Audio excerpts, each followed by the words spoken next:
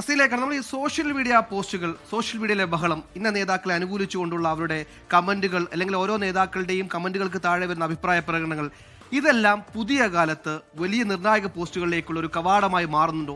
Social media ഒരു sample size എടുക്കപ്പെടുന്നുണ്ടോ? പ്രത്യേകിച്ച് V D സതീശിന്റെ കാര്യം പറയുമ്പോൾ ആസിഫ് നേരത്തെ പറഞ്ഞതുപോലെ ഒരു വലിയ ഗ്രൗണ്ട് വി ഡി സതീശൻ ഇവിടെ ഒരുക്കുന്നുണ്ട്. അതായത് മറ്റ് രണ്ടുപേർ കേന്ദ്രവുമായി ബന്ധപ്പെടുത്തിക്കൊണ്ട് അധികാരം ഉറപ്പിക്കാൻ മുഖ്യമന്ത്രി കസേരയ്ക്ക് വേണ്ടി ചരട് വലിക്കുമ്പോൾ സംസ്ഥാനത്ത് നിന്നുകൊണ്ട് ജനങ്ങൾ എൻ്റെ കൂടെയാണെന്ന് വരുത്തി തീർക്കാന്നിട്ട് ഞാൻ പറയുന്നില്ല, ജനങ്ങൾ കൂടെയുണ്ടെന്ന് പറഞ്ഞ് ഇനി മറു തീരുമാനമാണെങ്കിൽ അത് ജനങ്ങൾക്ക് ഹിതമല്ലാത്ത തീരുമാനമാകുന്ന വരുത്തി തീർക്കാൻ ശ്രമം ഈ പറയുന്ന വി ഡി സതീശൻ ക്യാമ്പുകളിൽ നിന്ന് ഉണ്ടാകുന്നു എന്ന് സംശയിക്കുന്നുണ്ടോ?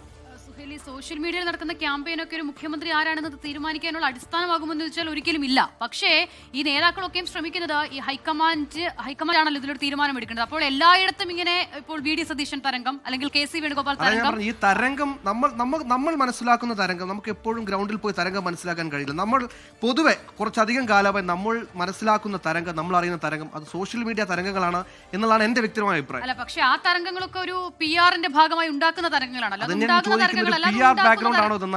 ഉറപ്പായും അത് തന്നെയാണ്, അത് ഉണ്ടാക്കുന്ന തരംഗങ്ങളാണ്. അപ്പോൾ അതുകൊണ്ട് അതൊരു അടിസ്ഥാനമാകുമെന്ന് ഞാൻ കരുതുന്നേയില്ല. മാത്രമല്ല, ഈ തെരഞ്ഞെടുപ്പിന് പിന്നാലെ റിസൾട്ട് വരുന്നതിന്റെ അടുത്ത ദിവസങ്ങളിൽ പോലും ഓരോ നേതാക്കൾക്ക് വേണ്ടി പല നിലയിലുള്ള ഇടപെടലുകളൊക്കെ സോഷ്യൽ മീഡിയയിൽ PR-ആയി തന്നെ നടത്തുന്നത് നമ്മൾ കണ്ടതാണ്. ഏറ്റവും ഒടുവിൽ അതിൽ ഹൈക്കമാൻഡ് ഇടപെട്ടു. അതിനുശേഷവും കെ സി വേണുഗോപാലിന് വേണ്ടി പിന്നീടും ഒരു ഡോക്യുമെന്ററിയുടെ ചിത്രീകരണം അത് നടക്കുകയായിരുന്നു.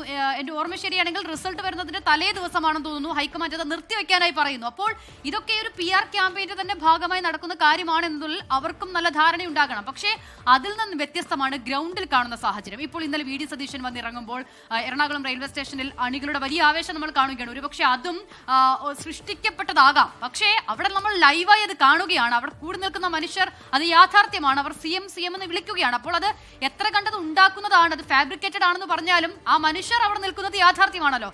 അപ്പോൾ അത്തരം കാര്യങ്ങൾ എങ്ങനെ സ്വാധീനിക്കപ്പെടുമെന്നുള്ളതുണ്ട്. അതാണ് ഞാൻ ആദ്യം പറഞ്ഞത്. ഹൈക്കമാൻഡിന്റെ തീരുമാനം തനിക്ക് അനുകൂലമല്ലെങ്കിൽ പാർട്ടി വികാരം ഹൈക്കമാൻഡിനെതിരാകും, പാർട്ടിക്കെതിരാകും എന്നൊരു പ്രതീതി ഉണ്ടാക്കാൻ വി ഡി സതീശൻ ശ്രമിക്കുന്നുണ്ട്. 2, ഇനി മുഖ്യമന്ത്രി ചർച്ചയുമായി ബന്ധപ്പെട്ട കാര്യങ്ങളിൽ ജനങ്ങൾക്ക് എന്ത് കാര്യം എന്ന് ചോദിച്ചാൽ ഉറപ്പായും കാര്യമുണ്ട്.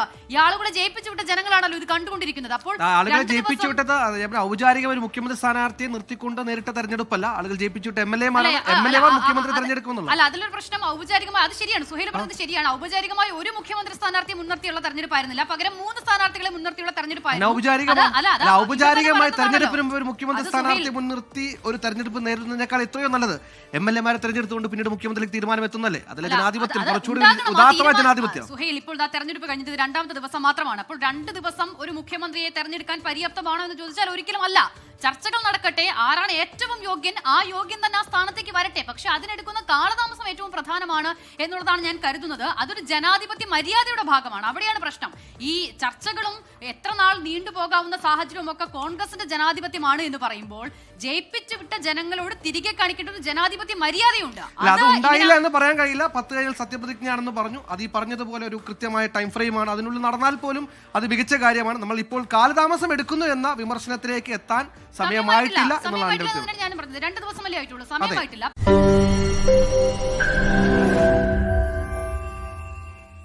ലോകത്തെവിടെയായാലും ഏത് സമയത്തും 24 വാർത്തകളും ഓഗ്മെന്റഡ് റിയാലിറ്റി പാക്കേജുകളും എക്സ്പ്ലെയിനറുകളും വിശദമായി കാണാൻ ഞങ്ങളുടെ YouTube ചാനൽ നിങ്ങൾക്ക് സബ്സ്ക്രൈബ് ചെയ്യാം.